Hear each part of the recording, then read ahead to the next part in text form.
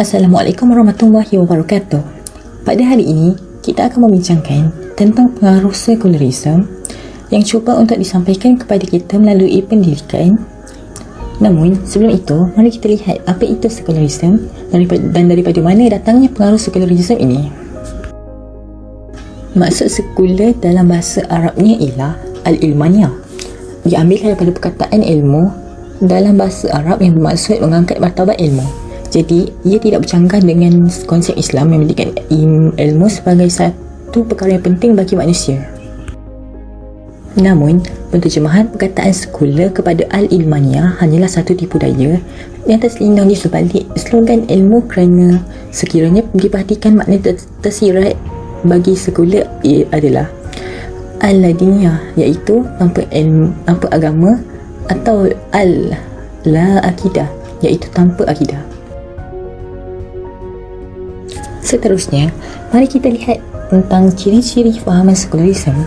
Sebagai umat Islam yang berhati, kita perlulah mengambil berat dan mengetahui ciri-ciri fahaman sekular agar kita dapat mengelakkan pemikiran kita daripada diracuni olehnya.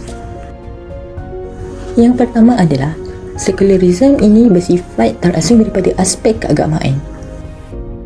Penyisihan agama daripada aspek kehidupan atau duniawi ini kita boleh lihat pada amalan masyarakat dunia pada hari ini dan menganggap agama hanyalah sebagai sebahagian disiplin ataupun aspek yang setaraf dengan sejarah, ekonomi, politik dan sebagainya dan merupakan elemen-elemen yang tak asing di antara satu sama lain.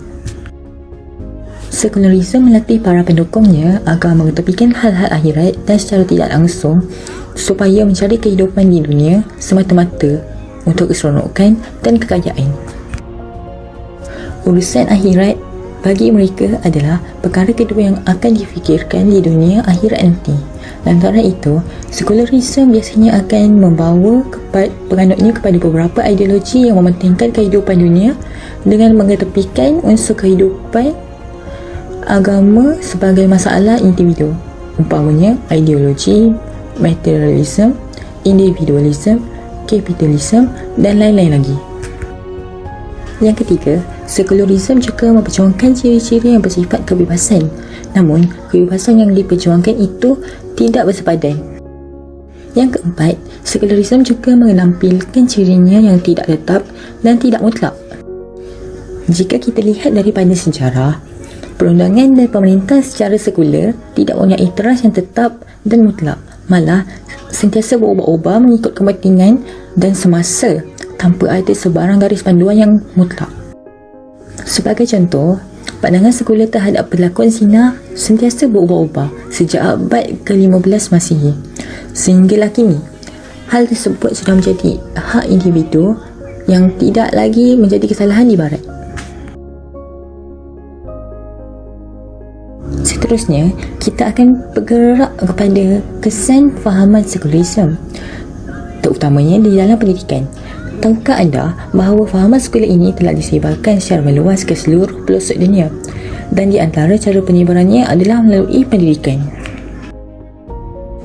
Kesan penekanan pendidikan sekular ini akan melahirkan individu yang selalu mempersoalkan sistem-sistem Islam yang mana bertentangan dengan fahamannya, iaitu fahaman sekular di barat.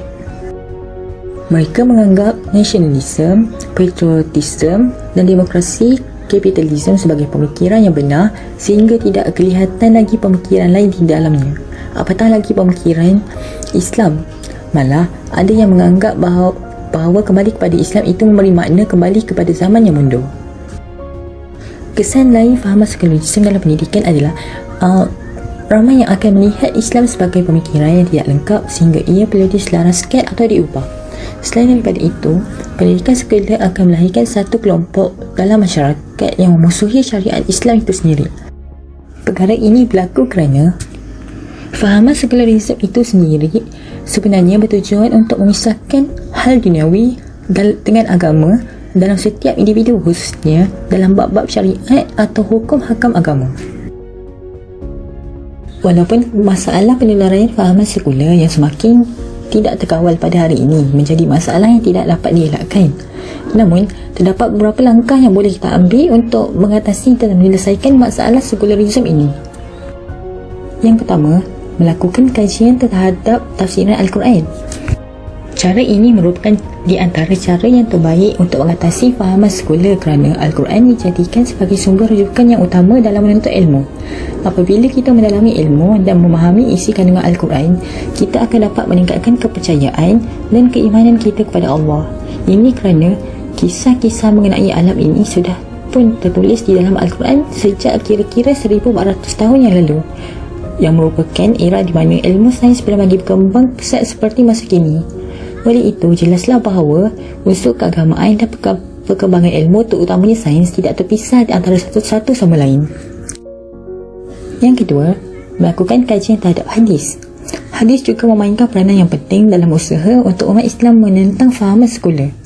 Ini kerana hadis ini bercenderung untuk bersifat aplikatif, kerana hadis merupakan sebahagian daripada wahyu yang membentuk respon terhadap permasalahan yang muncul. Jadi, kita dapat simpulkan bahawa hadis ini dapat menjadi pelengkap kepada kekurangan untuk menyelesaikan permasalahan yang kebiasaannya hukum kepada sesuatu yang tidak ada pada zaman Rasulullah. Yang ketiga, melakukan kajian terhadap akidah. Pengajian akidah ini dijalankan untuk mendedahkan kepada umat Islam tentang konsep sebenar akidah berasaskan Al-Quran dan Sunnah. Perkara ini juga dapat membantu umat Islam agar dapat membentuk satu jati diri yang membolehkan mereka menolak sebarang fahaman asing yang boleh menggugat keimanan mereka kepada Allah. Kesimpulannya, dengan itu jelaslah bahawa fahaman sekular ini membawa ancaman yang besar kepada pemikiran umat Islam, bukan sahaja pada hari ini, malah juga di masa akan datang. Oleh itu, marilah kita bersama-sama mempersiapkan diri kita dengan ilmu agama yang secukupnya agar kita tidak hanyut dibawa oleh arus pemodenan yang pada masa kini membawa banyak pengaruh yang tidak baik daripada negara luar.